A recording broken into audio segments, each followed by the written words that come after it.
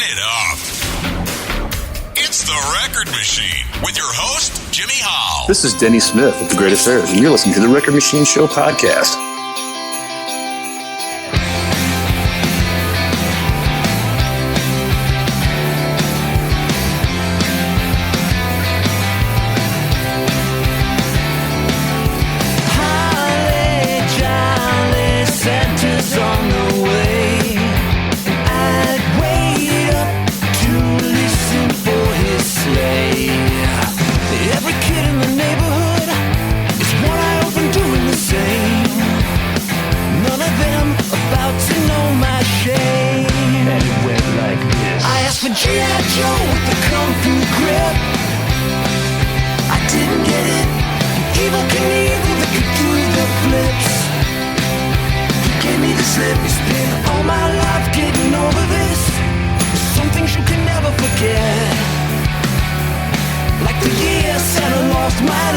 I didn't get shit. You didn't get shit. Ho, ho, ho. You didn't get dress shoes, tube socks, corduroys, and brown. None of this was stuff I'd written down. Sat on his lap and went over it. It's gonna be the toast of the town. The old Saint Nick was the dick who stole my crown. For G.I. Joe with the Kung Fu grip. I didn't get it. Evil Knievel that could do the flips. He gave me the slip. I spent all my life getting over this. Some things you can never forget.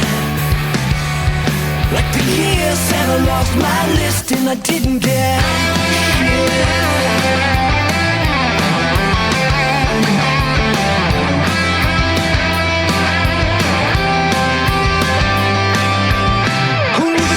A stone ball breaker. I would've settled for a snow cone maker. G.I. Joe with the Kung Fu grip. I didn't get it. An evil Knievel that could do the flips. He gave me the slip. It's been all my life getting over this. Some things you can never forget. Like an etched sketch or a fighting fish was making a wish. Operation and battleship. I woke up to zip. I spent all my life getting over this. There's some things you can never forget. Oh no. Like the year Santa lost my list and I didn't get shit. He didn't get shit. He didn't get shit. Ho, ho, ho. I didn't get shit. He didn't get shit. He didn't get.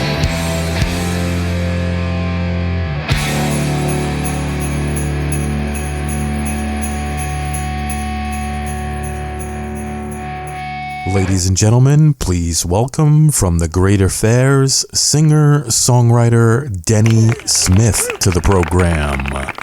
Denny, how you doing? How you doing, man? Pretty good. The last time we spoke on the air was only a few months ago, and we talked about the Strangelove EP. And I understand that you guys are working on a brand new LP, Sleepwalker. Can you talk about that a little bit? Well, the Strangelove thing was, we might have talked about this at the time, but it was kind of meant to be just if we just do this, because the record was already well underway when that was released, but it was just, there's a couple things that have kind of created these, unexpected obstacles towards the end. And one of them was there's a guest appearance that we've got that we're trying to make sure, we really want to get this artist on there, and it's working around the schedules. So there's a couple songs that we really can't finish until those contributions are there. So we just keep kind of pushing it further and further out. But what, inevitably happens is more songs get written. And then you're like, well, this would really sit well on the record kind of thing. So we've got a couple moments like that have happened. So we just started floating out these EPs and singles and trying to just kind of, because we'd already announced an album title and everything. So it was now it's like, we're having to backpedal on what we're doing, you know, and apologize and try and just keep people, you know, I hate to say it, on the hook, you know, until we can get the full length out, which, you know, in this day and age, man, I don't even know how much it matters anymore. People are so singles minded, it seems like, which I'm an album fan.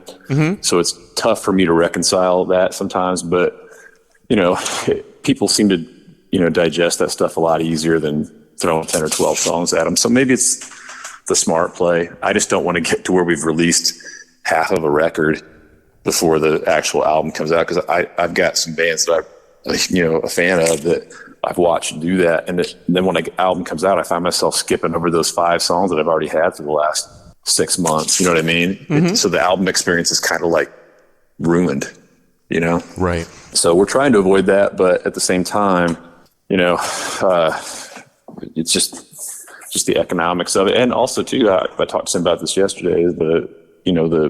If you do decide to do the vinyl option, the lead time required for that obviously makes it, you've got to really set that up ahead of time. So there's another thing you have to deal with. Well, hey, you know, we're going to put this thing out, but we want everything to come out at once. So it's going to be 6 months, you know?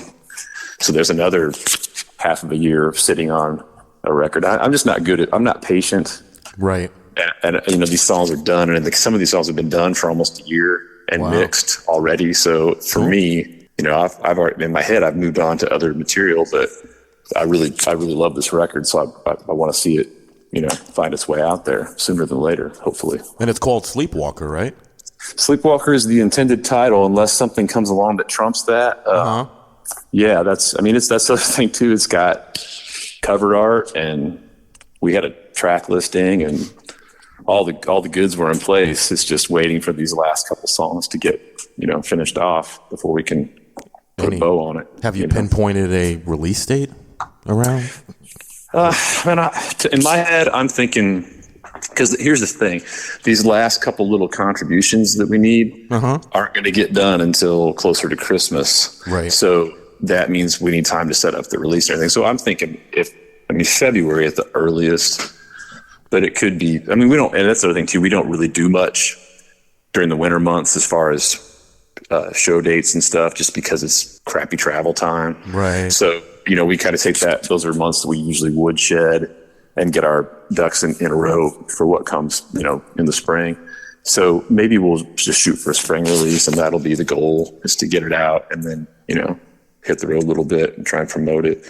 But in the meantime, we're going to try and get some of these, you know, shoot some videos and kind of get that stuff out of the way, so that when it does, when it is ready, you know, because that's the other thing too. We have video treatments for songs, and it's just, you know, and the other thing too, I know we're going to get into this, but this Christmas single that we're going to talk about, that kind of came out of nowhere. So that upset the schedule a little bit too. It was a blip that was unexpected. So, you know, those kind of things happen. You know, it's like when if you get offered some dates or something where you're like, well, we really should do these kind of thing. It's that kind of scenario where, you know, you got to take it as it comes these days, especially.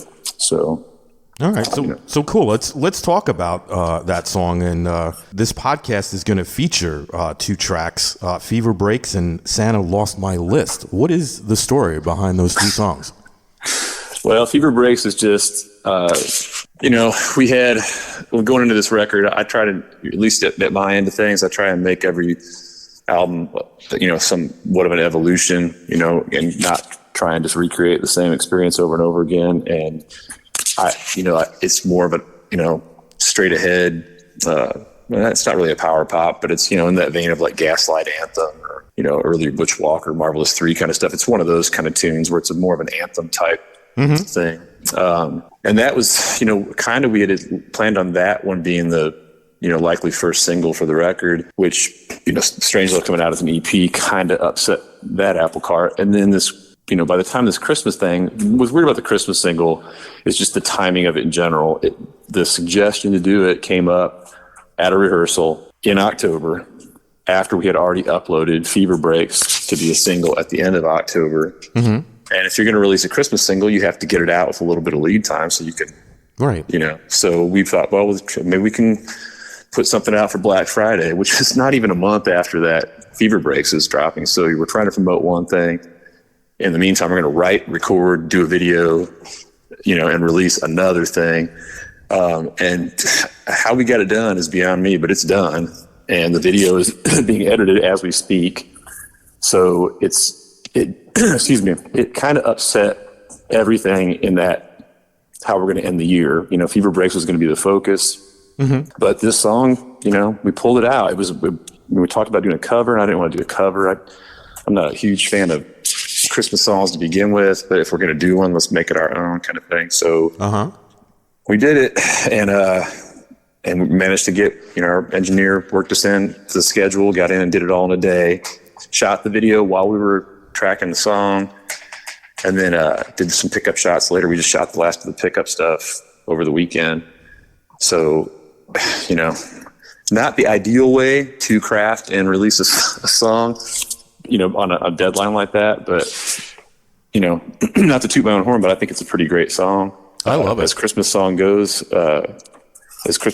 it was not, I had very low expectations for it, but I think it's in keeping with our personality. You know what I mean? It's not. Right. We could have easily, because some of those songs are so cheesy. Right. I just don't do schmaltz very well. So I was afraid if we did one, we'd embarrass ourselves. And this one, I don't feel that way with this. So no, it's a great song. I actually played it for my wife, and I said, "What do you think of this?" And she's like, "Who is that?" So I told her. She's like, "Wow, that's pretty cool." She's not really a big fan of Christmas songs either. I mean, she likes some of them, but like you said, a lot of them are cheesy. But this one's not. It kind of rocks. Well, thank you, man. Because there's that thing of like, you don't, in this day and age, especially, man, you almost have to consider that everything you do is taking a piss on something that somebody's gonna be bothered about. So it's like, I'm trying to inject my personality into something I've got to sing, but my personality is not for everybody. Mm-hmm. So, you know what I mean? And now I'm jacking around with Santa Claus. So I run the risk of getting, angry people because I said, unkind things towards Santa Claus. It's whatever, but there's the fact that that's a fine line that has to be observed. Mm-hmm. Irritates the crap out of me, man. But it is, and it's something you have to consider when you do this stuff. And so we had two different ideas we were kicking around, and one of them was like this, almost like a ballad. It could have been like a Snow Patrol song. I was like, man, I don't want to do this. Mm-hmm. This is, if we're gonna do this, let's rock. So, we took our chances, and I'm sure there will be somebody that gets snippy about it because I called Santa a dick or something, but whatever. Yeah, but if they listen to the lyrics, right? Mm-hmm. I mean, I don't know about you, like how, Christmas was at your house, but I remember when I was a kid, whenever I asked for something, okay, a lot of times I got it. But then there were times I didn't get it, and it wasn't because my parents didn't want to get it. It's because they couldn't find it or was sold out or whatever. Right. And they kind of made a comment like, well, I guess Santa lost the list or, something to that effect or, he forgot about it. So when you listen to the lyrics in this song, I mean, it could be interpreted that way. I mean, it's not necessarily he lost your list on purpose. I mean, but shit happens, and I think I figured mine. It took me a few years to figure out what was going on at my house, but mine was an incremental thing. I'm the oldest of four. Okay. And my first few Christmases, I'm pretty sure I got damn near everything I asked for. But as those other kids came along, it started getting whittled down. Mm-hmm. And so I can remember specifically one year where we had one of our, Christmas tasks at school was to make this. You had to bring in a catalog and cut out the things you wanted from like the Sears catalog, from the toy section or from whatever. I'm sure there were no kids that put in there they wanted animals or anything, but cut out. And I specifically remember exactly 5 or 6 items that I cut out that year that I put it, and I got not one of them. Wow. And I carried that. I still have that thing. I found it in a box of stuff at my mom's house, and I've carried that grudge with me for years. I don't really have a disdain for Christmas or anything, but it did irritate me. It's like, man, I couldn't have got one of these. And I remember I got something, what was it? I got something that was a substitution for one of the things I asked for. Uh-huh. And I remember I was so mad I didn't even want to open it. Like I was so disappointed. I was like, this is totally not. It's in the ballpark, but this isn't it, Uh-huh. Which is such a totally ingrate way to be as a kid, but you don't know any better when you're a kid. I mean, some kids probably raised better than me, but I didn't know any better. So I probably pissed and moaned about it I'm sure until we the all next did. year, Yep. And here I am several years later, decades later, in fact, still pissing and moaning about it. So Now, you mentioned a few moments ago that you guys were shooting a video for that song. How did that go? And did you hire actors for this video, or is it a lyric video? Yeah, there are a couple characters outside of the band in it. Our engineer, Michael St. Leon, makes an appearance. So it does have a storyline. It really, honestly, the storyline has very little to do with the actual song itself in terms of like the lyrical content. It's a Christmas themed video, obviously, but it's not telling the story of, young me upset about the shortage of things that he was anticipating. But it does follow a Christmas theme. We do have a couple actors that portray a mother and child on Christmas Day. So it's going to be cool. I have not seen even a single snippet of this thing yet, but Scott Moore and Nate Moore that did our last two videos are working on it. So I know it's going to turn out great. Scott's always got a great vision, and I saw the storyboards for it and the stuff that we shot. It's always hard to tell when you're doing it. We were doing some stuff with the green screen. And I know what's going to go behind this, but I have no idea what it's going to look like until you actually see that stuff dropped in. But I think it's going to be really cool, man. I'm really looking forward to it. Hopefully we get an edit of it here in the next day or so. Yeah. When do you think you're going to post it? Well, the goal is for everything to come out on Friday the 25th. Oh, so nice. Yeah, you got a couple days. If everything goes according to plan, the single's is already done and uploaded and scheduled. So it's just a matter of whether or not the video makes it in under the wire. We'll see. Awesome. Now, in the past, you've always put out some pretty cool merch. With this Xmas song, and Christmas coming in a few weeks, will there be a special merch?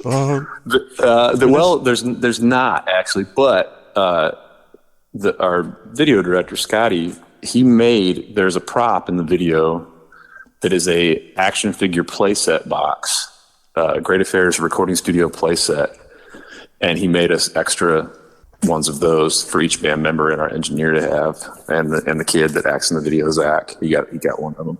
Wow. So I wish we could have done something with that, but I don't know what it costs these days to make posable action figures of yourself. I can imagine it's probably a little rich for our blood, but it would be nice to have actual figures in the box instead of I can't tell you too much more because it's going to give away parts of the video plot. But yeah, the box, the action figure play set is a pivotal part of the video. Now, so we probably should have made some of those. What about that company that makes the like the Rockstar action? Maybe not action figures. Those pop figures, those little Funko, I think they're called, or Funko, yeah, Funko Pops. They just came out with a Dio one. I posted that one on my group page. Yeah, there's a new Iron Maiden Somewhere in Time one that's really cool too. We got some of those at the shop the other day. Is there any chance of making one of those? Is it expensive to do one of those? I'm going to guess we're not on their radar for doing that. I mean, I've seen the companies that will do bobbleheads, and I do know people that have you can have custom action figures made. Mm-hmm. They will do, but it's extremely expensive. I just don't know what it would cost to. Like, I listened to an interview with Wednesday 13, and he said that they had a limited run of, I think, action figures, like a full set of the band maybe, that they sold on tour a couple of years back. So it can be done. I mean, but again, we're pretty far down the ladder for producing a bunch of action figures. I think we'd end up like in the cutout bin of action figures probably if we did that, but I could be wrong. Also, I don't even know. Look at this box here. Denny Smith, a Denny Smith bobblehead. They have to have a lot of posable joints in some of these, There's some pretty cool Corey action poses going on here too, so it's hard to say. What about a Denny Smith bobblehead?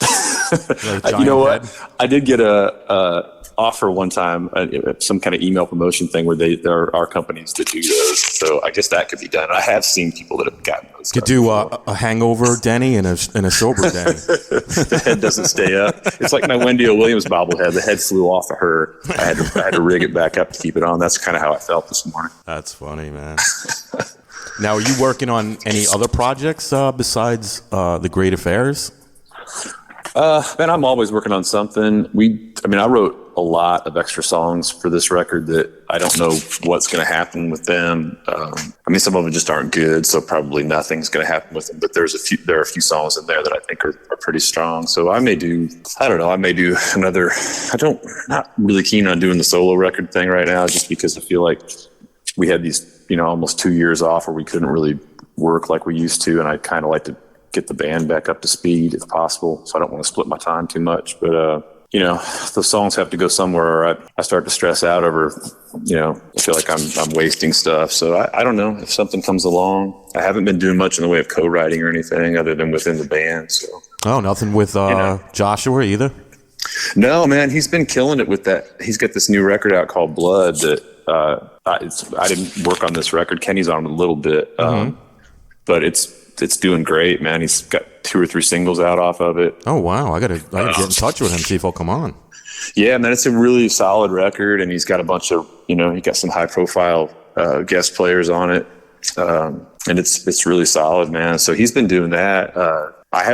We haven't done any kind of work together since the Larimores thing. Oh, okay. We had a bunch of leftover stuff from that too that we've worked on for other artists potentially, but. Yeah, I've just been kind of, working on my own stuff here, trying to, figure out what comes next. But, it's hard to get one album out in this, these days without, starting to worry about the next one. I can't even get this one on the tracks. Yeah. So, And you mentioned earlier that right now is not the time where you would go out and do any shows, but do you have any shows lined up for 2023? Yeah, we've got one show left for this year.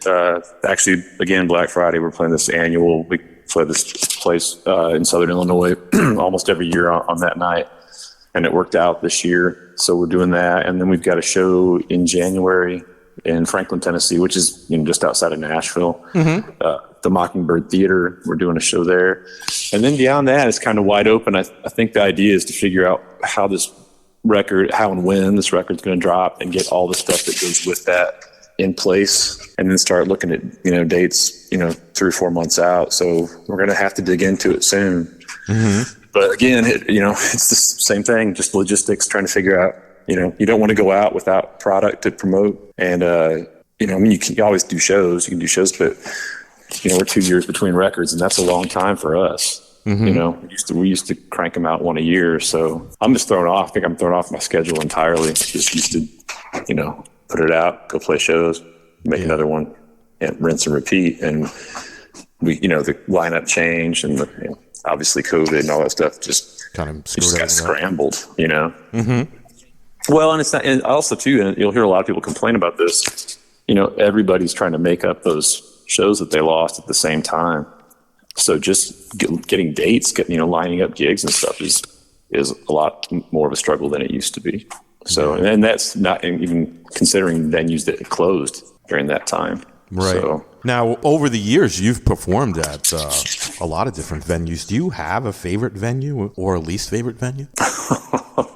Well, man, the place we're playing on Black Friday, John Brown's on the Square. It's like this little, it's kind of like a little rock and roll tavern in the middle of not nowhere. It's just a few miles from a bigger college town. But it's just a small town, Marion, Illinois, man. And we started playing there several years back, and they were so good to us. John, the namesake of the bar, he runs sound. He's kind of a semi-retired musician. He's a great engineer, super good guy. His whole family's great.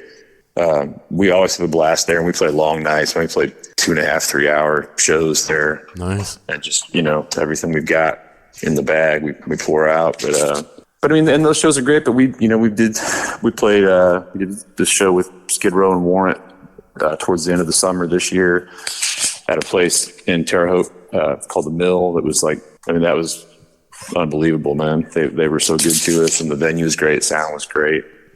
Crowd was fantastic. So, big place, little place. It really has to do with the people, man. Right. The people running it, the people that are there.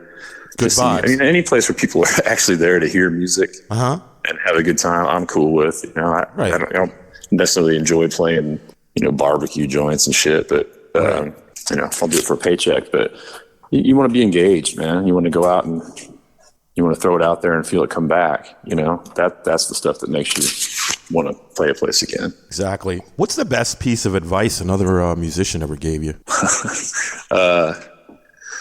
Don't be a germ, be a peer, Well, you know what I mean? Like when you get in those situations where you're opening for other artists that, you may have been a fan of or probably still are a fan of, just try and be cool. Don't, act like you're supposed to be there. Don't, walk around like a puppy dog trying to, because it's, it's the same thing. It's like, you don't want to be hounded. You want to be respected and everything, but you want people to operate on the same level, Mm-hmm. And that's, we always try and come in and be professional and act like, like I said, like we're supposed to be there. Get the job done. Don't get in anybody's way. Don't be a pain in anybody's ass. Don't complain. Right. Figure it out for yourself and kick ass. And that's all you can do. It's how you get asked back, Right. Yeah, that's pretty good advice. Now, if it wasn't for music, what profession would you be doing? Ooh, wow. Well, I would probably still be running a record store full time, which I do, I guess, technically, but I miss that. Mm-hmm. Being 500 miles away from my shop. I mean, I'll get a couple days in this year if I'm lucky, but I was good at that and I enjoyed that. So, you can just basically hang around and listen to music all day long and talk to people. It's not a bad gig. No, not at all. What's the name of the shop again? It's Co-op Records in Pekin, Illinois. Oh, nice. Now, can people buy product online? Do you have an online store as well? Yeah, we don't really do much with the online anymore. It just got to be such a hassle because we don't run a huge crew. Mm-hmm. So, and it's a small town, only 35,000 people, give or take. So it's not like we have if we did, like we're selling used stock and stuff, it'd be impossible to replenish the store and do the online stuff at the same time. So we try and cater to the town and not do so much with the online commerce. Mm-hmm. So who is Denny Smith listening to these days? Man, I'm loving that new Tuck Smith record. Mm-hmm. Tuck Smith and the Restless Hearts. That's fantastic. Let's see. I went and saw Shooter Jennings and Yellow Wolf, their new rock and roll thing. It's called Sometimes Why. That was great. Until the fire alarm got pulled in the middle of the show and they Idiots pulled the house, turned the house lights on and shut the front of house PA down.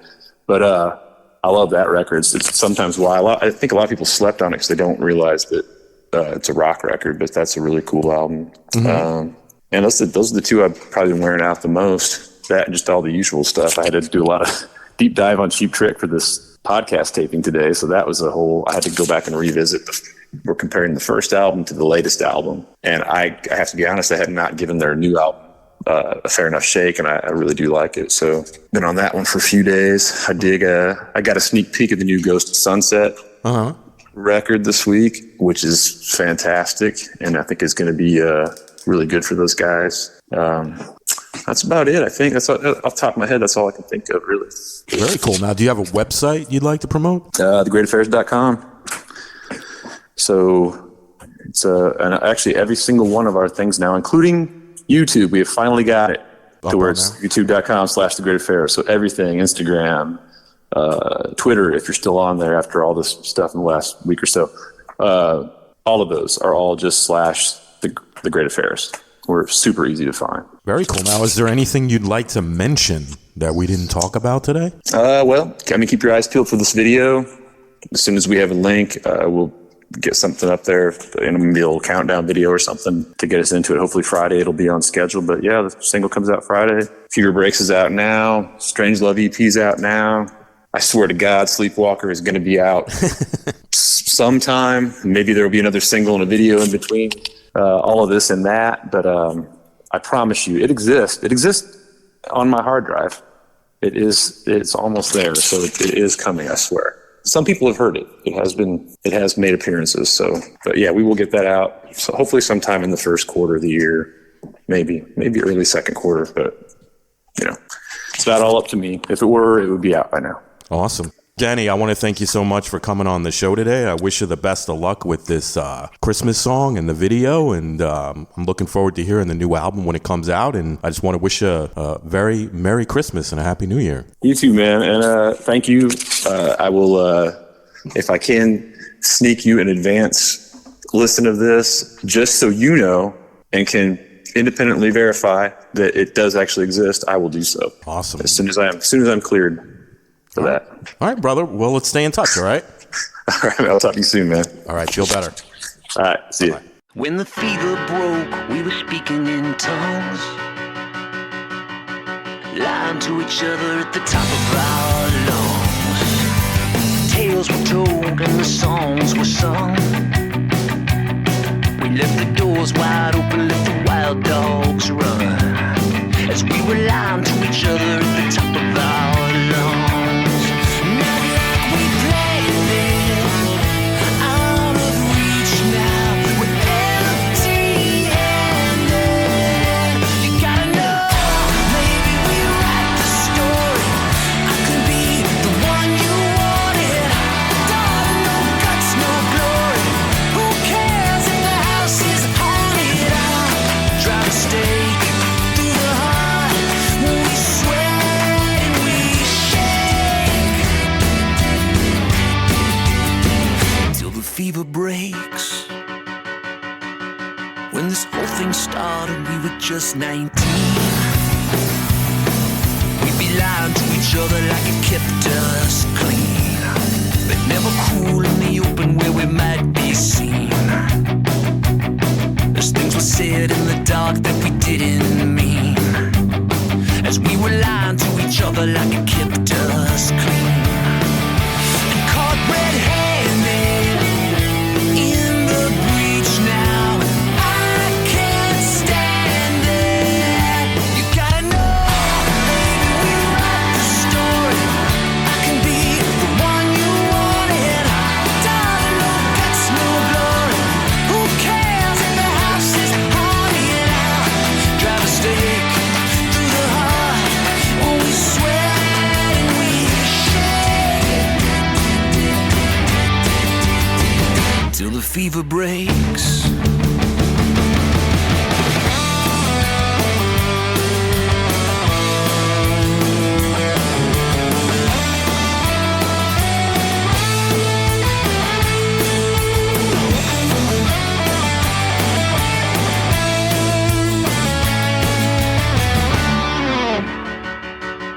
When the fever broke, we were speaking in tongues, lying to each other at the top of our lungs. You gotta know, maybe we write the story. I can be the one you wanted. Darling, no guts, no glory. Who cares if the house is haunted? I'll drive a stake through the heart when we sweat and we shake. Oh, you gotta know, baby, we write the story. I can be the man you wanted. Darling, no guts, no glory. Who cares if the house is haunted? I'll drive a stake through the heart when we sweat and we shake till the fever breaks.